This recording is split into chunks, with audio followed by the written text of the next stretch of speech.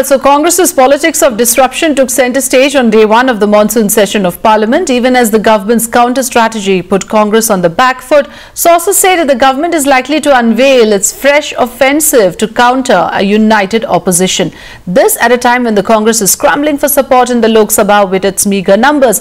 Can the centre put an end to Congress's politics of disruption and pass the crucial bills that are in the pipeline? A late-night cabinet meet at the Prime Minister's residence. Top leaders of the government going into a huddle. This comes in the wake of Congress resorting to politics of disruption in both houses of the Parliament. Congress's strategy to corner the government over Lalit Gate and Vyapam falling flat, with the government unveiling its own counter-strategy.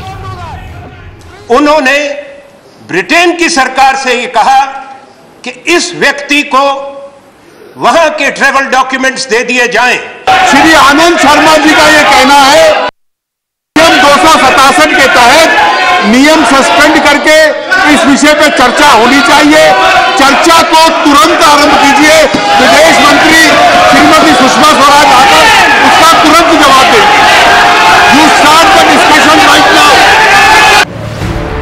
Sources tell Times Now that the Congress now stands divided, with a section of party upset with the demand for discussion instead of resignations.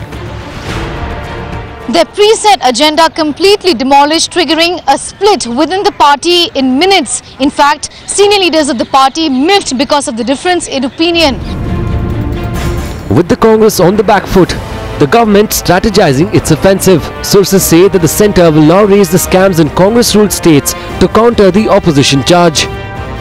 This is a complete offensive strategy of the government, because till now we were seeing that there were several deliberations going on within the government. They knew that three of their leaders, Sushma Swaraj, Shivraj Singh Chauhan and then Vasundhara Raje Scindia, they have allegations against them, but the complete BJP leadership is backing them now, and that's why we are seeing a complete offensive government. With this, stage is set for another round of political slugfest in the Parliament. Bureau Report, Times Now.